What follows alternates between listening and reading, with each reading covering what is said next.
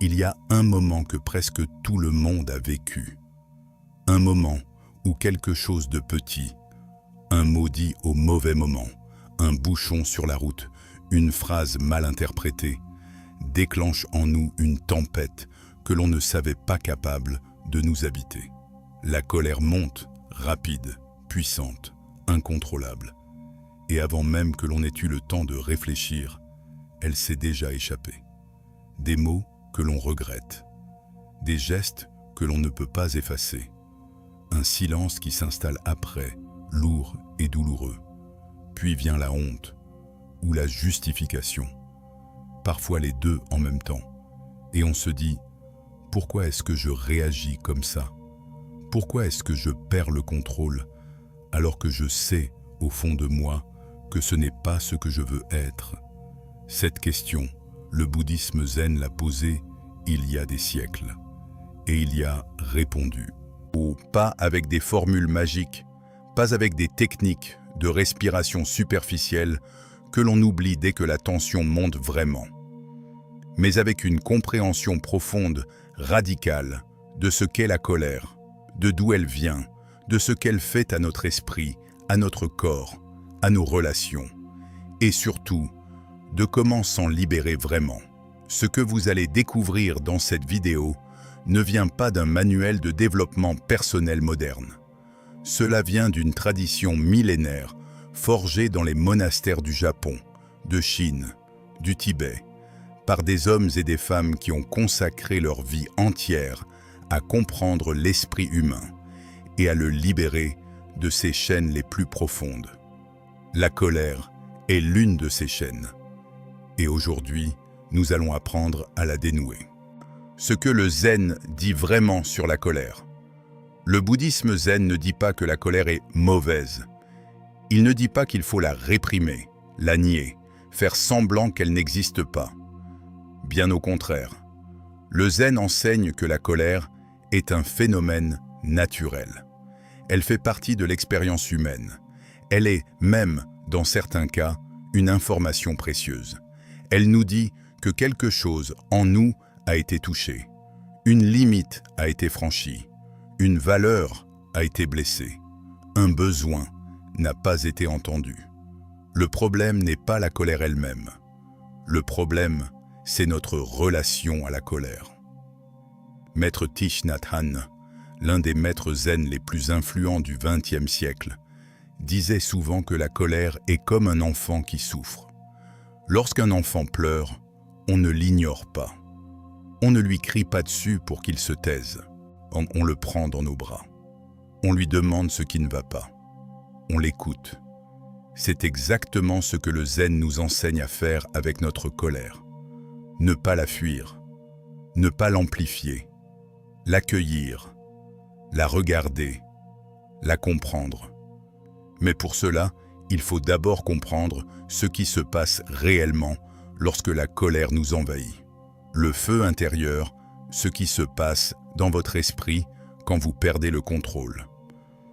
Dans la tradition bouddhiste, la colère est souvent décrite avec l'image du feu. Et cette métaphore n'est pas choisie au hasard. Pensez à un feu. Lorsqu'il est petit, une simple flamme, il peut être utile. Il réchauffe.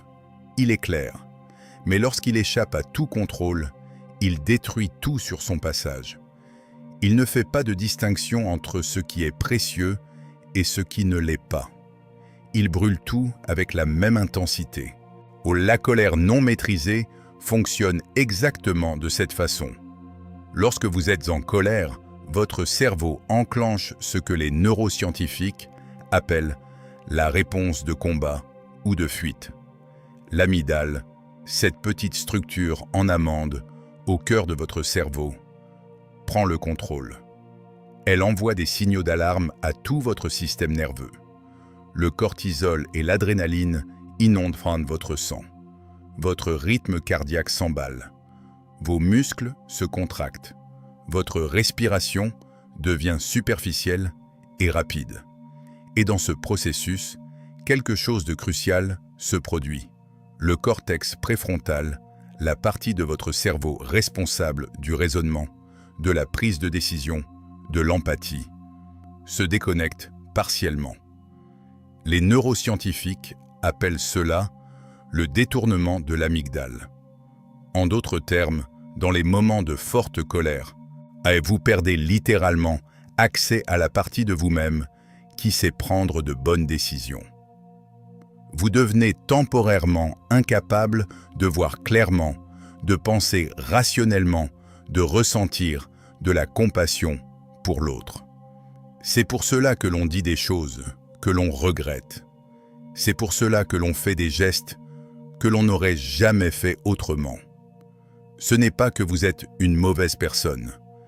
C'est que dans ces moments-là, la partie la plus sage de vous-même est momentanément hors ligne. Le zen a compris cela bien avant la neuroscience. Les maîtres zen parlaient de l'esprit perturbé, un esprit dans lequel les émotions ont pris le dessus sur la sagesse. Et ils ont développé des pratiques précises pour empêcher cela de se produire. Et les 3 poisons, pourquoi la colère revient toujours. Le bouddhisme enseigne que la souffrance humaine a 3 racines fondamentales, que l'on appelle les 3 poisons. Ces 3 poisons sont l'ignorance, l'attachement et la haine. La colère est directement liée au 3e poison, la haine. Et quand le bouddhisme parle de haine, il ne parle pas uniquement des sentiments extrêmes que ce mot évoque en Occident. Il parle de toute forme d'aversion, le rejet, l'irritation, l'impatience, la frustration, l'hostilité. Toutes ces émotions appartiennent à la même famille que la haine, et la colère en est l'expression la plus visible.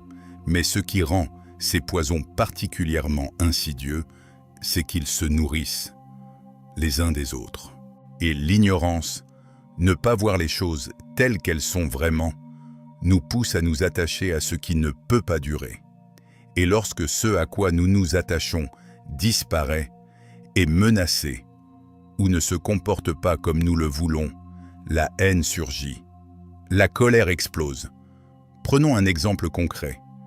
Imaginez que vous êtes dans un embouteillage et que vous allez être en retard à un rendez-vous important. La colère monte. Vous klaxonnez, vous marmonnez. Peut-être même vous criez dans votre voiture, seul. Qu'est-ce qui se passe vraiment?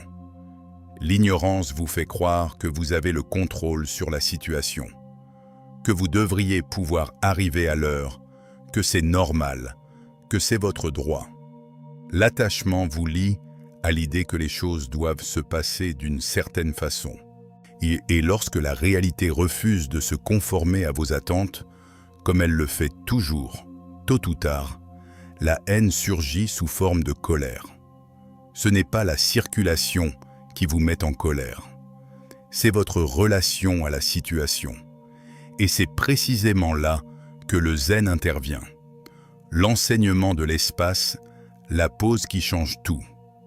Il existe une phrase attribuée à Viktor Frankl, le psychiatre autrichien survivant des camps de concentration, qui résume à elle seule l'essence de ce que le zen enseigne sur la colère.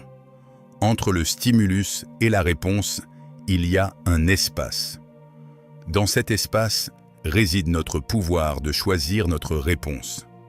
Dans notre réponse résidant notre croissance et notre liberté.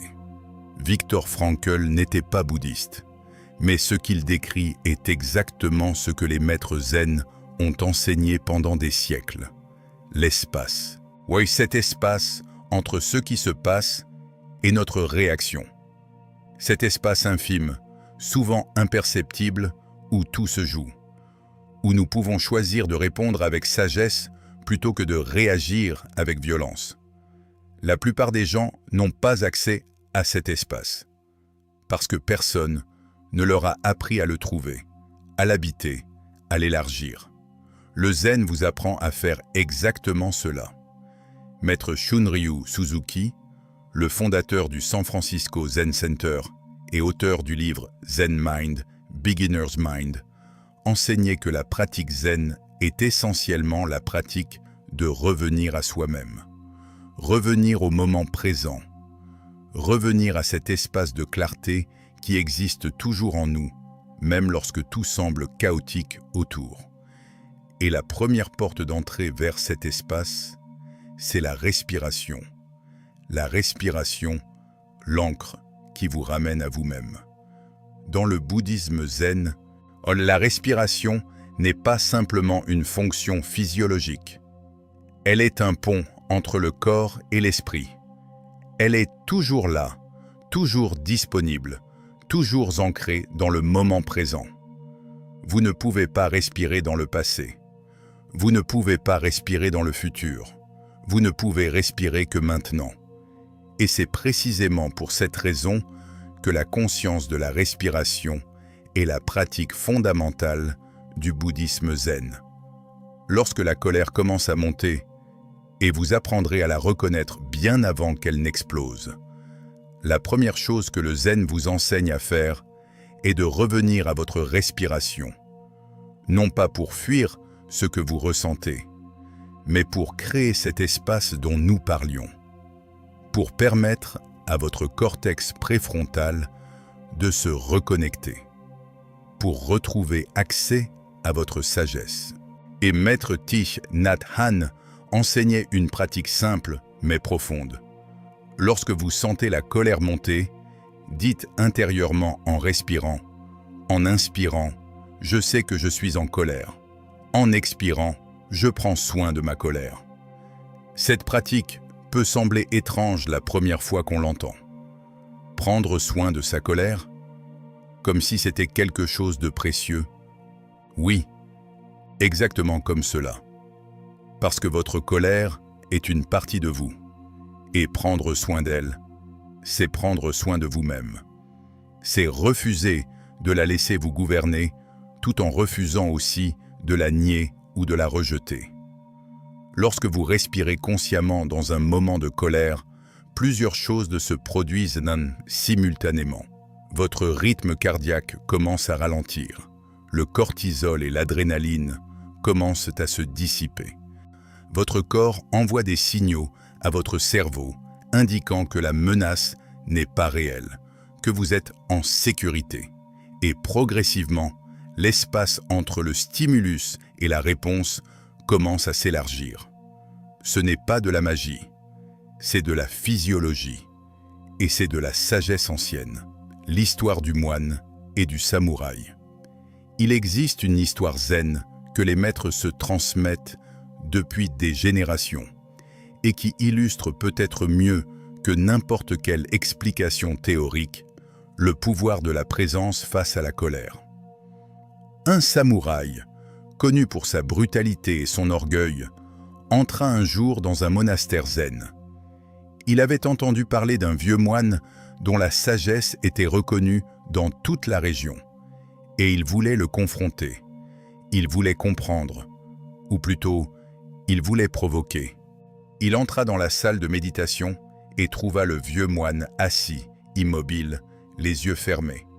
Sans dire un mot, le samouraï s'approcha et frappa la table avec la paume de sa main. Rien. Le moine ne broncha pas. Irrité, le samouraï haussa la voix. « Vieillard, explique-moi ce qu'est le paradis et ce qu'est l'enfer. » Le moine ouvrit lentement les yeux. Il regarda le samouraï un long moment en silence. Puis, avec une expression de mépris calme, il dit « Tu veux que je t'explique le paradis et l'enfer ? Regarde-toi, tu n'es qu'un homme grossier, ignorant, incapable de la moindre grâce. Pourquoi perdrais-je mon temps à enseigner quelque chose d'aussi précieux à une créature aussi vulgaire que toi ?» Le samouraï fut pris de rage. Son visage devint rouge. Ses mains saisirent la poignée de son katana. Il était prêt à tuer. Oh, et c'est là que le moine dit, doucement, avec le même calme qu'auparavant, « Ça, c'est l'enfer. » Le samouraï s'arrêta. Il comprit. En une seconde, il comprit ce que cela signifiait. La colère qu'il venait de ressentir, cet état de possession totale, cette perte de contrôle absolu, cette violence intérieure qui avait failli le conduire à tuer un vieux moine innocent, C'était l'enfer. Un enfer qu'il portait en lui, qu'il avait créé lui-même, et dans lequel il vivait presque en permanence, sans le savoir. Des larmes montèrent à ses yeux. Il laissa tomber sa main. Il s'inclina profondément devant le moine. « Et ça, dit le moine en souriant, c'est le paradis. Comprendre le paradis et l'enfer de l'intérieur.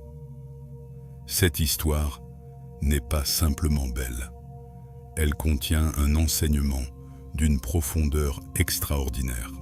Et le paradis et l'enfer ne sont pas des lieux.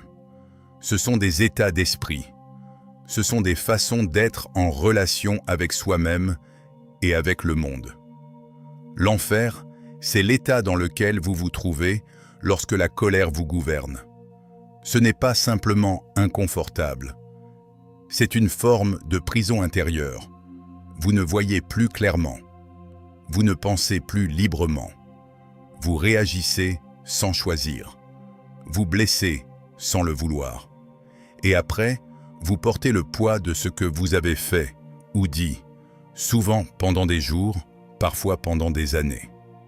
Le paradis, c'est l'état dans lequel vous vous trouvez lorsque vous avez reconnu cela, lorsque vous avez choisi de ne pas laisser la colère prendre le contrôle, lorsque vous êtes revenu à vous-même. Ce n'est pas l'absence de douleur ou de difficulté, c'est la présence de la sagesse et de la liberté intérieure, même au milieu de la difficulté. Et le zen enseigne que cet état, ce paradis, est accessible à tout moment.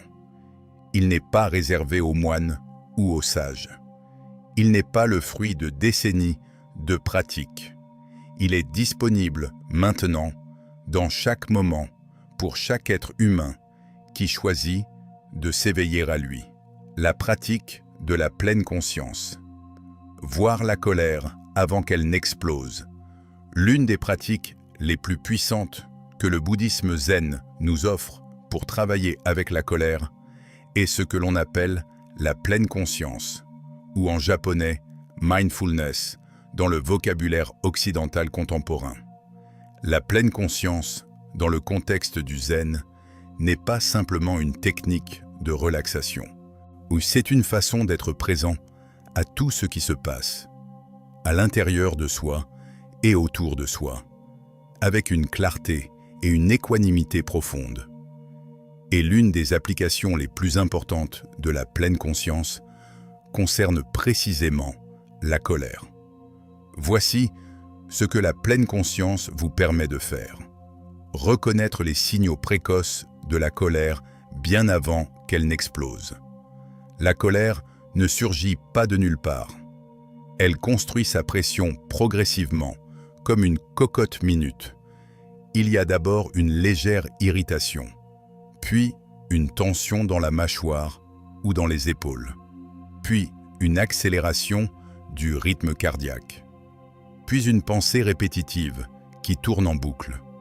Et ce n'est qu'après toute cette accumulation que l'explosion se produit. La plupart des gens ne remarquent rien jusqu'à l'explosion, parce qu'ils ne sont pas habitués à observer ce qui se passe en eux avec cette finesse. La pratique de la pleine conscience vous apprend à observer, à devenir un témoin attentif et bienveillant de votre propre paysage intérieur, à remarquer « Ah, mon épaule droite commence à se contracter. Mon souffle est devenu plus court. Il y a quelque chose qui monte en moi. » Et dès que vous pouvez nommer ce qui se passe, vous avez déjà repris une partie du contrôle, parce que vous n'êtes plus simplement emporté par le courant. Vous êtes devenu conscient du courant. Et cette conscience, elle seule, change tout. La technique du stop. Une pratique zen pour les moments difficiles. Les maîtres zen modernes ont traduit cette sagesse ancienne en pratiques accessibles pour le monde contemporain. L'une d'elles s'appelle la technique du stop. Et ce n'est pas un acronyme inventé pour faire joli. C'est une pratique réelle que vous pouvez utiliser dès aujourd'hui. Stopper. Littéralement, arrêtez ce que vous faites. Ne continuez pas la conversation. N'envoyez pas ce message. Ne prononcez pas ce mot de plus. Arrêtez. T. Touchez sa respiration. Prenez 3 respirations profondes et conscientes. Pas des respirations superficielles. De vraies respirations, longues, lentes, qui descendent jusqu'au ventre. Sur chaque expiration, laissez sortir la tension que vous sentez dans votre corps. O. Observez. Regardez ce qui se passe en vous sans jugement. Qu'est-ce que vous ressentez dans votre corps? Qu'est-ce que vous pensez? Quelle est la véritable source de cette colère? Est-ce vraiment ce qui vient de se passer maintenant? Et où y a-t-il quelque chose de plus profond qui a été touché? P. Procédez avec sagesse. Maintenant, et seulement maintenant, choisissez comment vous allez répondre à la situation. Non pas réagir, répondre, avec toute la clarté et la sagesse que vous avez retrouvées dans ces quelques instants. Cette pratique peut sembler simple, et elle l'est dans sa forme. Mais ne vous y trompez pas, la simplicité est souvent la forme la plus profonde de la sagesse. Ce qui est difficile, ce n'est pas de comprendre stop, c'est de s'en souvenir et de l'appliquer dans le moment où la colère monte. C'est pour cela que la pratique quotidienne est essentielle. La méditation assise, construire le muscle de la présence.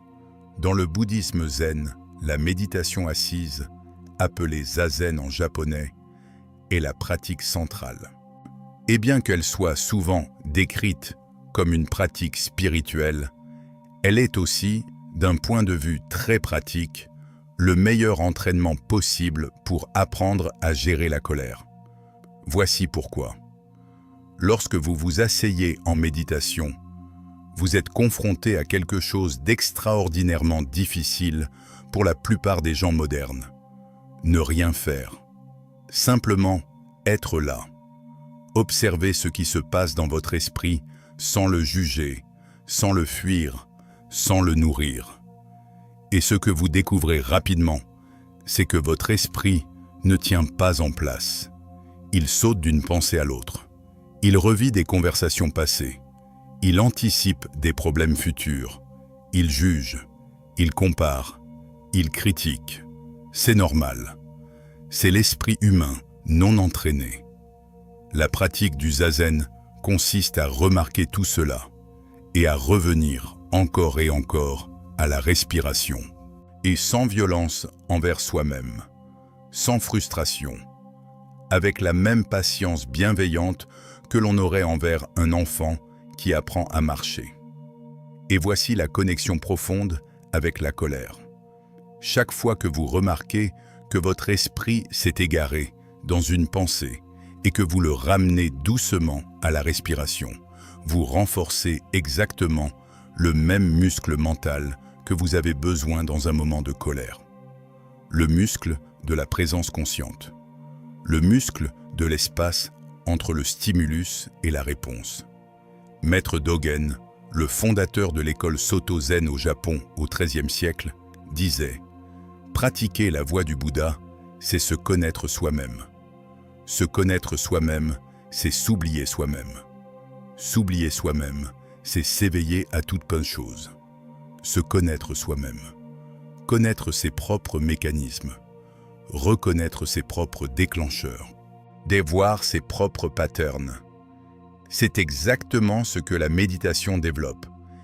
Et c'est exactement ce dont vous avez besoin pour ne plus jamais perdre le contrôle face à la colère. Les déclencheurs. Comprendre ce qui allume le feu. Pour aller plus loin dans notre compréhension de la colère, il est essentiel de comprendre ce que les bouddhistes appellent les déclencheurs. Ces situations, ces mots, ces comportements qui, chez chaque individu, ont la capacité d'allumer le feu de la colère en quelques secondes. Tout le monde a ses déclencheurs, et ils sont différents pour chaque personne, selon son histoire, ses blessures, ses valeurs, ses peurs. Pour certains, c'est le sentiment d'être ignoré. Pour d'autres, c'est le sentiment d'être injustement traité. Pour d'autres encore, c'est le manque de respect, la trahison ou l'impression d'être incompris. Ce qui est fascinant, c'est que les déclencheurs révèlent toujours quelque chose d'important sur nous-mêmes. Ils sont comme des fenêtres ouvertes sur nos blessures les plus profondes, nos peurs les plus intimes, nos besoins les plus fondamentaux. Le zen nous enseigne à regarder par ces fenêtres avec curiosité plutôt qu'avec honte ou avec violence. Lorsque vous êtes en colère, au lieu de vous demander « Qu'est-ce que cet idiot m'a fait ?», demandez-vous « Qu'est-ce que cela a touché en moi ?» Cette simple modification de perspective peut transformer radicalement votre relation à votre propre colère. Car la vérité, difficile mais libératrice, est celle-ci. Personne ne peut vous mettre en colère sans votre permission intérieure. Ce n'est pas l'autre qui crée votre colère, ou c'est l'interaction entre ce que l'autre fait et quelque chose qui existe déjà en vous. Une blessure non guérie, une peur non reconnue, un besoin non exprimé. Comprendre cela ne signifie pas que le comportement de l'autre était acceptable. Cela signifie simplement que vous avez le pouvoir d'agir sur votre propre réaction, indépendamment de ce que l'autre fait. Et ce pouvoir est immense. L'histoire des deux moines et de la femme. Il existe une autre histoire zen que j'aime particulièrement et qui illustre magnifiquement la question des attachements et des déclencheurs. Deux moines zen marchaient sur un chemin boueux après une forte pluie. Ils arrivèrent à un carrefour où une jeune femme en habit de soie se tenait désemparée, incapable de traverser la route sans se salir. Sans hésiter, le premier moine, le plus âgé, la souleva dans ses bras et la porta de l'autre côté. La femme les remercia et disparut dans la foule du village. Les deux moines continuèrent dans leur chemin en silence. Mais le silence de l'apprenti n'était pas paisible. C'était un silence chargé, tendu, qui sentait la désapprobation. Plusieurs heures plus tard, alors qu'ils approchaient du monastère, l'apprenti ne put plus se retenir. Il se tourna vers le vieux moine et dit avec indignation « Maître, nous avons fait le vœu de ne pas toucher les femmes. Comment avez-vous pu faire ce que vous avez fait ? C'est une violation directe de nos règles. » Le vieux moine le regarda un moment, puis dit simplement « J'ai déposé cette femme il y a des heures. Toi, tu la portes encore. » Cet enseignement touche au cœur de ce qui nous rend captifs de notre colère. Et combien de fois portez-vous encore des conversations qui se sont terminées il y a des heures? Combien de fois repassez-vous en boucle dans votre tête un incident survenu il y a des jours, des semaines, des mois? Combien de fois êtes-vous en train de faire la vaisselle, de conduire, d'essayer de dormir? Et pourtant, dans votre esprit, vous êtes encore en train de vivre ce moment de colère, de vous y replonger, d'alimenter le feu qui aurait pu s'éteindre depuis longtemps. C'est cela, le vrai problème de la colère non résolue. Ce n'est pas l'explosion initiale, douloureuse et regrettable qu'elle soit. C'est le fait de continuer à porter ce qui aurait pu être déposé. Le zen appelle cela l'attachement aux émotions. Et il enseigne qu'une émotion, par nature, est destinée à passer. Comme une vague.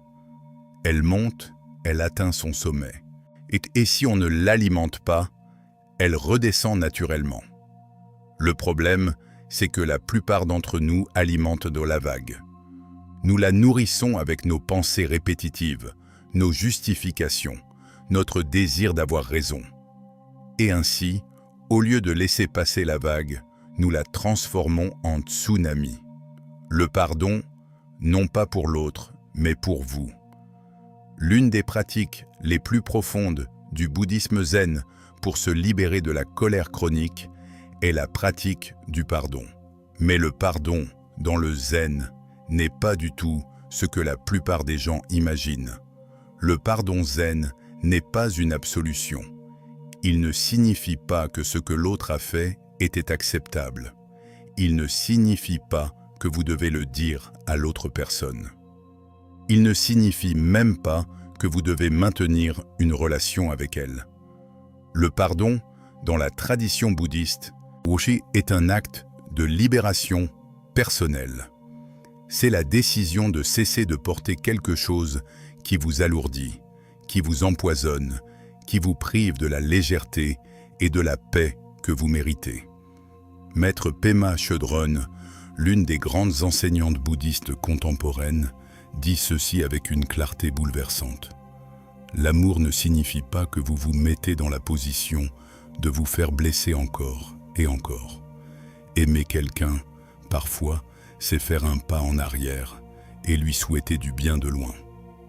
Le pardon vous permet de faire cela, de vous libérer de la prise que quelqu'un ou quelque chose a sur votre cœur, non pas en prétendant que cela n'a pas eu lieu, mais en choisissant de ne plus laisser cela définir votre état intérieur. Et la pratique bouddhiste du Tonglen, qui peut être traduit par « donner et prendre », est une des voies les plus puissantes vers ce pardon. Elle consiste à, lors de la méditation, imaginer inspirer la douleur et la souffrance, les siennes propres et celles de l'autre, et à expirer de la lumière, de la paix, de la compassion. Cette pratique est contre-intuitive. Notre instinct naturel est de fuir la douleur, pas de l'inhaler. Mais le Tonglen nous apprend quelque chose de révolutionnaire. Ce que nous sommes capables d'accueillir ne peut plus nous contrôler. C'est la résistance à la douleur qui lui donne son pouvoir, pas la douleur elle-même. La compassion envers soi, l'antidote que personne ne vous a appris. Il y a un aspect de la pratique bouddhiste face à la colère qui est souvent négligé. Et pourtant, il est peut-être le plus fondamental de tous, la compassion envers soi-même. Beaucoup de gens qui luttent contre leur colère ne le font pas parce qu'ils ne se soucient pas de leur impact sur les autres. Au contraire, ils luttent précisément parce qu'ils s'en soucient profondément. Et après chaque explosion de colère, ils se punissent avec une sévérité qui peut dépasser de loin la douleur causée à l'autre. La honte, la culpabilité, le sentiment d'être fondamentalement défectueux, incapable de se contrôler, indigne d'être aimé. Le bouddhisme zen traite cette blessure avec une douceur et une profondeur extraordinaires. Le concept sanskrit de metta, souvent traduit par amour bienveillant ou bonté aimante, est au cœur de la pratique bouddhiste. Et l'une des directions vers lesquelles cette bonté doit être tournée, c'est soi-même. La pratique de metta commence toujours par soi-même. Avant d'apprendre à envoyer de la bienveillance aux autres, aux proches, aux neutres, aux difficiles, vous apprenez d'abord à vous en envoyer à vous-même. Cela peut sembler égoïste. Dans notre culture, on nous apprend souvent que s'occuper de soi avant les autres est un défaut. Mais le bouddhisme zen inverse cette idée. Un vase vide ne peut rien verser. Un être humain qui ne sait pas accorder de compassion à lui-même ne peut pas en offrir authentiquement aux autres. Si vous vous flagellez chaque fois que vous perdez le contrôle, vous ne construisez pas la force nécessaire pour changer. Vous construisez un cycle de honte et de résistance qui rend le changement encore plus difficile. La compassion envers soi-même, reconnaître que vous êtes un être humain imparfait, comme tous les êtres humains, que vous faites de votre mieux avec ce que vous avez, que vous méritez d'être traité avec douceur par votre propre mental. C'est cela qui crée le terreau dans lequel la transformation réelle peut germer. L'interdépendance. Comprendre pourquoi l'autre n'est pas votre ennemi. Le bouddhisme zen a une vision du monde radicalement différente de celle qui domine dans notre culture individualiste. Cette vision s'appelle l'interdépendance. En sanskrit, Pratyasamutpada. L'interdépendance enseigne que rien n'existe de manière indépendante et isolée. Tout ce qui existe est interconnecté, en relation constante avec tout le reste. Vous n'êtes pas une île. L'autre personne qui vous met en colère n'est pas une île non plus. Et Maître Thich Nhat Hanh a développé un terme poétique pour exprimer cette idée, l'interêtre. Tout est en interêtre. Vous et l'autre personne êtes en interêtre. Vos actions, vos pensées, vos émotions s'influencent mutuellement de façon infiniment complexe. Et lorsque quelqu'un vous blesse, intentionnellement ou non, le bouddhisme zen vous invite à regarder plus profondément, à vous demander d'où vient cette personne, qu'a-t-elle vécu, quelle est sa souffrance à elle, comment cette souffrance a-t-elle façonné les comportements qui maintenant vous affectent. Cette question n'excuse pas le comportement, mais elle le contextualise. Elle vous permet de voir l'être humain complet derrière l'acte qui vous a blessé. Et cette vision plus large, plus profonde, a un effet remarquable sur la colère. Elle la transforme. Et il est très difficile de rester profondément en colère contre quelqu'un dont on comprend vraiment la souffrance. La compréhension ouvre la porte à la compassion. Et la compassion, comme l'eau sur le feu, réduit la colère. La règle des 24 heures, ne jamais répondre dans la colère. Il existe dans le bouddhisme zen une sagesse pratique, souvent enseignée sous différentes formes, mais dont l'essence est toujours la même. Ne jamais prendre de décision importante, ne jamais envoyer un message crucial, ne jamais avoir une conversation déterminante dans un état de colère. Certains maîtres parlent de la règle des 24 heures. Si vous êtes en colère, attendez 24 heures avant d'agir. D'autres parlent de simplement attendre que votre rythme cardiaque soit revenu à la normale. D'autres encore enseignent d'attendre de pouvoir penser à la situation avec un semblant de sérénité avant de décider quoi faire. L'idée n'est pas de fuir le conflit. Les conflits sont une partie normale et même nécessaire de la vie humaine. L'idée est de vous assurer que lorsque vous choisissez d'aborder un conflit, vous le faites depuis un lieu de clarté et non depuis un lieu de tempête. Ce qui est dit dans la colère est souvent regretté. Ce qui est fait dans la colère est souvent destructeur. Et ce qui est décidé dans la colère est souvent contraire à vos véritables valeurs et intérêts. En revanche, ce qui est dit, fait et décidé depuis un lieu de clarté et de sagesse, même si ce lieu a mis du temps à être atteint, a la capacité de transformer les situations, les relations, et parfois même de résoudre des conflits qui semblaient insolubles. L'impermanence, la leçon la plus libératrice du bouddhisme. Le bouddhisme enseigne que toutes choses sont impermanentes. En sanskrit, ce concept s'appelle anicca, l'impermanence. C'est l'une des 3 marques fondamentales de l'existence selon le Bouddha. Tout passe. Les bonnes choses passent. Les mauvaises choses passent. Les émotions passent.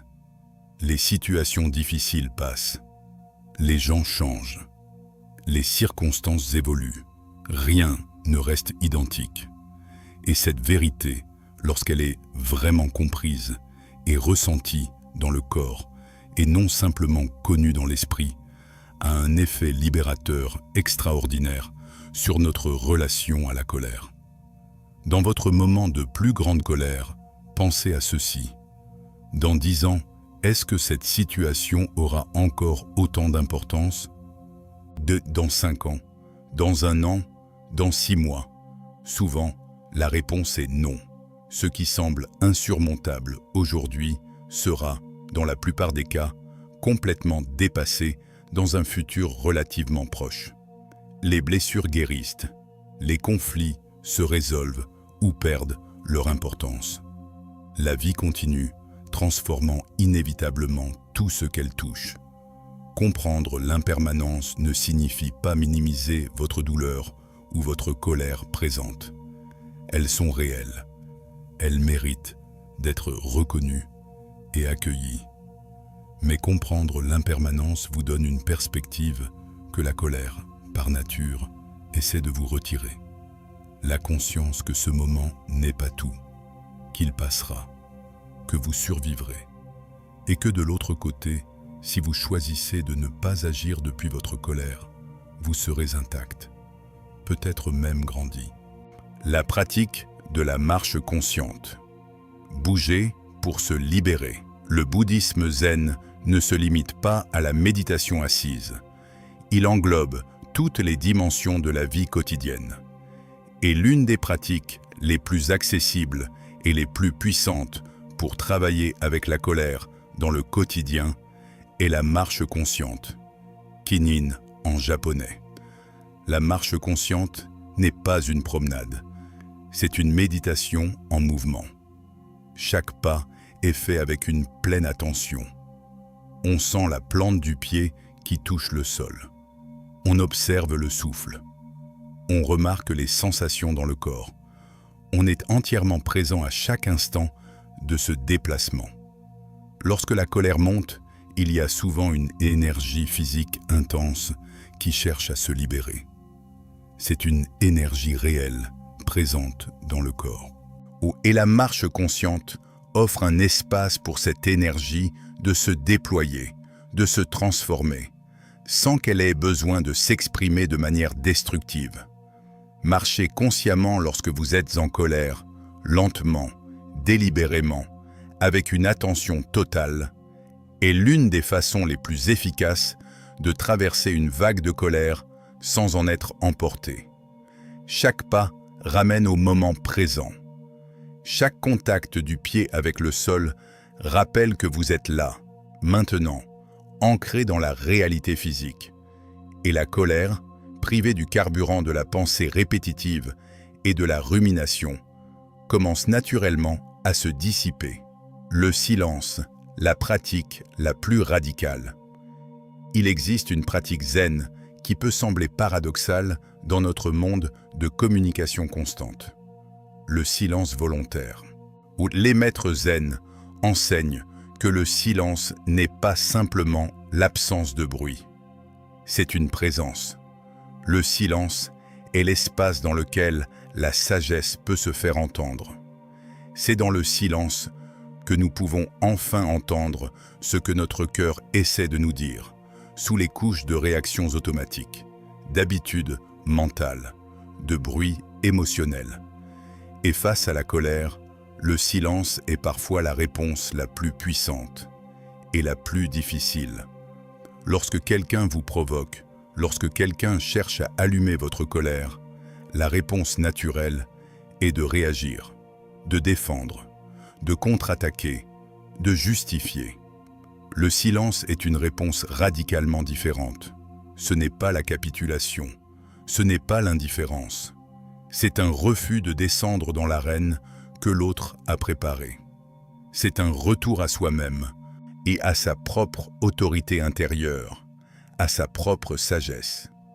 Maître Joshu, l'un des grands maîtres zen de la Chine ancienne, était connu pour ses réponses souvent surprenantes et parfois pour son absence de réponse. Lorsqu'un moine vint le voir avec une longue liste de questions philosophiques complexes, cherchant clairement à le piéger dans un débat, Maître Joshu regarda simplement la liste, puis leva les yeux vers le moine et dit « La boue du printemps est bien profonde. » Et il se leva et quitta la pièce. La colère attendait une bataille. Le silence lui a retiré son champ de bataille. L'écoute profonde, l'arme secrète contre les conflits. Le bouddhisme zen parle beaucoup d'écoute profonde, en vietnamien, Lang Nge Sau Sak, Thich Nhat Hanh en a fait l'une des pratiques centrales de son enseignement. L'écoute profonde est la capacité d'écouter quelqu'un, même quelqu'un qui dit des choses difficiles, voire des choses blessantes ou injustes, avec l'intention unique de comprendre et non de répondre, de défendre ou d'attaquer. La plupart d'entre nous n'écoutons pas vraiment. Pendant que l'autre parle, nous préparons notre réponse. Nous cherchons les arguments qui contredisent ce qu'il dit. Nous filtrons ce que nous entendons à travers nos propres préjugés et blessures. Et c'est souvent dans cet espace de non-écoute que les malentendus se créent et que la colère prend racine. L'écoute profonde demande un effort considérable. Elle demande de mettre temporairement de côté notre propre point de vue pour faire de la place à celui de l'autre. Ce n'est pas naturel, ce n'est pas automatique. C'est une pratique qui se développe et comme tout ce qui vaut la peine d'être cultivé. Mais les résultats peuvent être extraordinaires. Lorsque quelqu'un se sent vraiment entendu, pas simplement toléré pendant qu'il parle, quelque chose se détend en lui. La défensive diminue. La colère perd de son intensité. Un espace de dialogue véritable devient possible. Et ce n'est pas seulement l'autre qui bénéficie de votre écoute profonde, c'est vous aussi.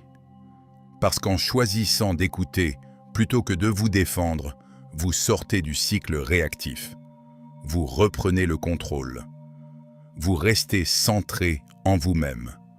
Construire une vie qui prévient la colère. Le cadre zen au quotidien. Toutes les pratiques que nous avons explorées jusqu'à présent sont des outils pour gérer la colère lorsqu'elle survient. Mais le bouddhisme zen va encore plus loin. Il propose une vision de la vie, une façon d'organiser son existence, qui réduit radicalement le terrain fertile dans lequel la colère s'épanouit. Cette vision s'appuie sur ce que le Bouddha enseignait comme le noble chemin octuple. 8 dimensions d'une vie juste et éveillée. Sans entrer dans les détails techniques de chacune, voici l'essence de ce que ce chemin propose pour prévenir la colère. La compréhension juste. Comprendre que la réalité est telle qu'elle est, et non telle que vous voudriez qu'elle soit. Comprendre que l'impermanence et l'imperfection font partie de l'existence. Cette compréhension réduit les attentes irréalistes qui sont souvent à la racine de la frustration et de la colère. L'intention juste. Cultiver des intentions de bienveillance, de non-violence, de générosité. Lorsque vos intentions profondes sont orientées vers le bien, votre relation aux événements difficiles change fondamentalement. La parole juste. Parlez avec vérité, avec douceur et avec intention. Ne pas mentir, ne pas blesser, ne pas médire, ne pas parler à tort et à travers. La parole juste prévient des quantités immenses de conflits et de colères inutiles. L'action juste. Agir en cohérence avec vos valeurs les plus profondes. Lorsque vos actions sont alignées avec ce que vous croyez vraiment, vous ressentez moins de dissonance intérieure. Et cette dissonance est souvent l'une des sources les plus profondes d'irritabilité chronique. Le moyen de subsistance juste. Faire un travail qui ne nuit pas aux autres et qui a du sens pour vous. Beaucoup de colère chronique viennent d'une vie professionnelle vécue en opposition à ses propres valeurs. L'effort juste. Ne pas s'épuiser dans une direction ou s'abandonner dans l'autre, mais maintenir un effort équilibré, durable, bienveillant envers soi-même. La pleine conscience juste. Être présent à ce qui est, tel que c'est, dans chaque moment. Nous l'avons exploré longuement, la concentration juste. Cultiver une attention stable, profonde, capable de se poser sur ce qui est important. Ce cadre de vie n'est pas une liste de règles rigides. C'est une invitation à vivre de manière plus consciente, plus intentionnelle, plus alignée. Et une vie ainsi vécue est naturellement moins propice à la colère chronique. Non pas parce que les difficultés disparaissent, mais parce que votre relation à elles est transformée. Le paradoxe de la colère. Quand elle devient un enseignant. Il existe un aspect de la colère que le bouddhisme zen honore d'une manière qui peut surprendre, la colère comme enseignant. Nous avons vu que la colère révèle nos blessures, nos peurs, nos besoins non satisfaits. Mais le zen va encore plus loin en disant que chaque moment de colère, s'il est accueilli avec conscience, est une opportunité d'éveil. Chaque fois que la colère monte et que vous choisissez de l'observer plutôt que d'y succomber, vous apprenez quelque chose de profond sur vous-même. Vous gagnez en compréhension de vos propres mécanismes. Vous développez votre capacité à rester présent dans l'adversité. Vous cultivez une force intérieure que rien d'extérieur ne peut vous enlever. Les moines zen ne fuient pas les situations difficiles. Ou ils ne cherchent pas à créer des conditions de vie si parfaites que la colère n'a plus l'occasion de surgir. Ils comprennent que c'est précisément dans les situations difficiles, dans le feu de la vie quotidienne, que la pratique prend tout son sens. Il y a une tradition zen qui dit « Avant l'éveil, coupez le bois et portez l'eau. Après l'éveil, coupez le bois et portez l'eau. » La vie ne change pas radicalement. Les défis continuent. Les personnes difficiles continuent d'exister. Les embouteillages continuent de se former. Mais votre relation à tout cela se transforme de manière fondamentale. Et dans cette transformation réside ce que le zen appelle la liberté. La flamme et la lumière, une métaphore pour la transformation. Je voudrais vous laisser avec une dernière image, une dernière métaphore que les maîtres zen utilisent souvent pour décrire ce que nous pouvons faire avec notre colère. Une flamme est à la fois destructrice et lumineuse. Dans un contexte non maîtrisé, elle brûle, consume, détruit. Mais dans un contexte maîtrisé, dans une bougie, dans un foyer, dans une lanterne, cette même flamme éclaire, réchauffe, guide. La colère est exactement comme cette flamme. Non transformée, elle détruit. Elle détruit vos relations, votre santé, votre paix intérieure. Elle brûle des ponts que vous auriez voulu garder. Elle laisse des cicatrices sur ceux qui vous sont chers et sur vous-même, mais transformée par la conscience, par la sagesse, par la pratique. Cette même énergie peut devenir une force extraordinaire. Elle peut vous donner le courage de poser des limites nécessaires. Elle peut vous motiver à agir contre l'injustice. Elle peut vous indiquer avec précision ce qui compte vraiment pour vous, ce que vous ne pouvez pas accepter, ce vers quoi vous devez diriger votre vie.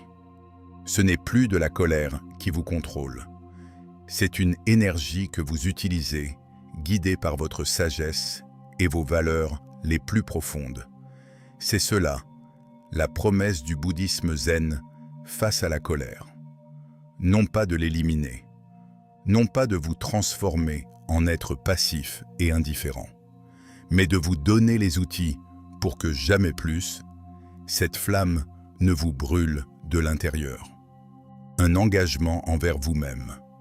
Ce que vous avez découvert aujourd'hui n'est pas une théorie. Ce sont des pratiques vivantes, testées pendant des siècles dans des milliers de monastères et dans des millions de vies ordinaires. Et des pratiques qui fonctionnent, pas parce qu'elles sont magiques, mais parce qu'elles travaillent avec la réalité de l'esprit humain, pas contre elle.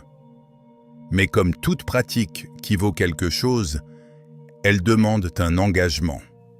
Elles demandent que vous vous leviez demain et que vous choisissiez, encore une fois, de pratiquer. Que vous reveniez à la respiration quand la colère monte. Que vous choisissez l'espace plutôt que la réaction automatique. Que vous vous accordiez de la compassion quand vous trébuchez, parce que vous trébuchez, tout le monde le fait. Il n'est pas question de perfection. Le zen ne demande pas la perfection. Le zen demande la présence, la sincérité, la volonté de recommencer encore et encore, avec la même fraîcheur, le même engagement, la même ouverture, ce que les bouddhistes appellent l'esprit du débutant. Shunryu Suzuki l'a dit avec une beauté rare. Dans l'esprit du débutant, il y a de nombreuses possibilités. Dans l'esprit de l'expert, il y en a peu. Approchez votre pratique avec l'esprit d'un débutant. Approchez votre colère avec l'esprit d'un débutant. Approchez vous-même avec l'esprit d'un débutant. Et dans cet espace de fraîcheur, de curiosité, d'ouverture, vous découvrirez que la liberté que vous cherchez était là depuis le début, attendant simplement que vous choisissiez de la voir. La colère n'a pas de prise sur un esprit qui se connaît, et vous commencez aujourd'hui à vraiment vous connaître.